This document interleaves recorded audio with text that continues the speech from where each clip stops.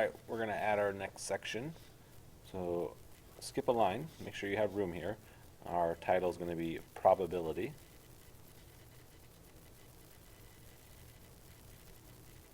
So you want to make sure you keep your table of contents up to date. And let's go ahead and title our page.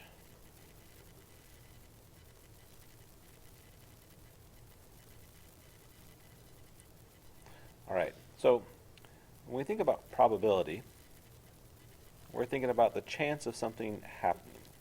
What's the likelihood that the event that we want to happen is going to happen? So we could say that there's a 10% chance of rain, or if we flip a coin, it's a 50% chance it's going to be heads, or 50% chance it's going to be tails.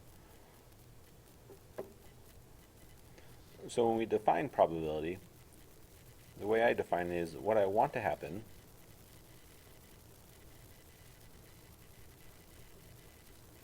over the total possible things that could happen.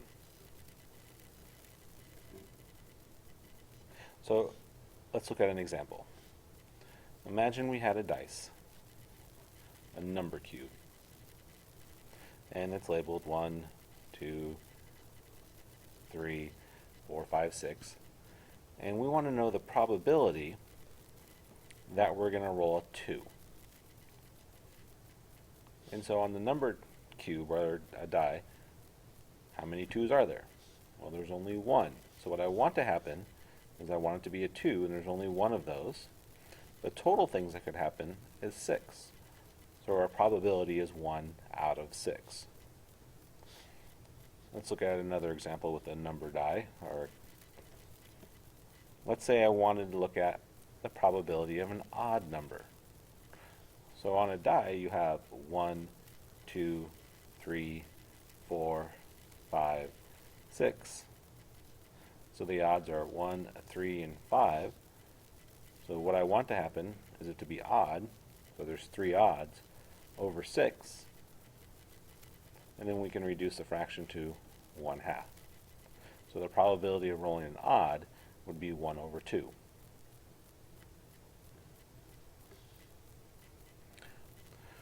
Alright, so we're going to look at an example. Let's pretend we have a box, and in this box we are going to put 4 red marbles, 3 green marbles,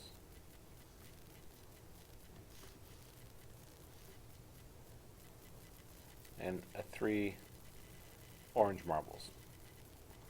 And I want to know what's the probability if I put all of these into the box, shake it up, and you have to randomly draw one out. What's the probability of selecting an orange? So you need to know how many total orange there are. So there's 3 total, and then you need to know how many total.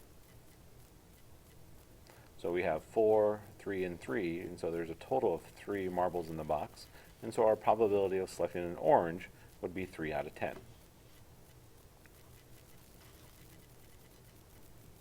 Now let's look at the probability of selecting not a red marble. So I want to know what's my probability, or what's my likelihood that I'm going to draw something that's not red.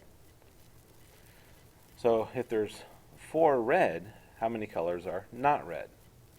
And so now here we would group the green and the orange together, and so we have 6 over 10, which would reduce down to 3 over 5. So we have a 3 out of 5 chance of selecting a not red marble. Alright, the last thing that we're going to talk about is when we look at probability, we'll typically write our answer in one of 3 ways: a fraction, decimal, or percent. So let's look at 1/2. So 1/2 of, as a decimal, will just be 0.5, which would equal 50%. Another common one is 1/4. And so if you think of money, half a dollar is 50 cents, and a quarter of a dollar is 25 cents. So now when we go from our decimal to our percent, you just move the decimal 2 places to the right, and so that would give us 25%. And so now if I had 2 over 4, well, 2 over 4 reduces to 1/2, so we already talked about 1/2 there, so I don't need to write that. So another common one is 1/5. And so if you don't know how to get from the fraction to the decimal, a fraction is just another way to write division. So 1 divided by 5. And so what you would do is you put the 1 on the inside, the 5 on the outside. Now can 5 go into 1? No, so we say 0.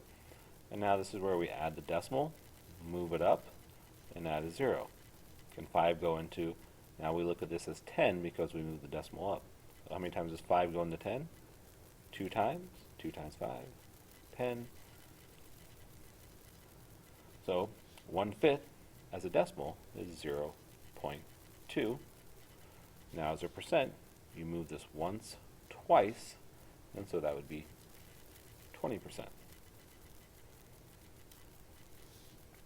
So now if we were to look at 2/5, and so the reason we care about the 1/5, the 1/4, because if I want 2/5, all I need to do is double my fraction, or double my decimal, or double my percent. Because if 1 is 20%, 2 would be 40%.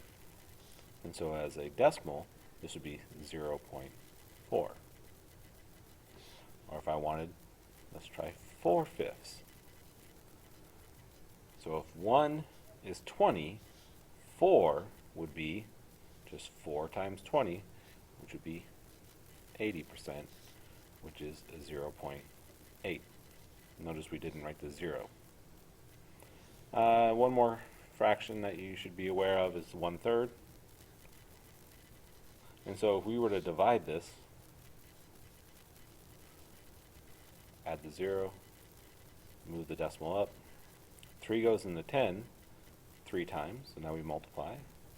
And when we subtract, we have to add another 0. Notice we get 10 again. And so what's going to happen here is we're just going to keep repeating, keep adding zeros.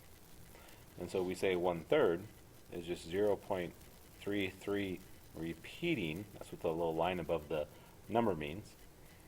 And then we say this is 33.3%.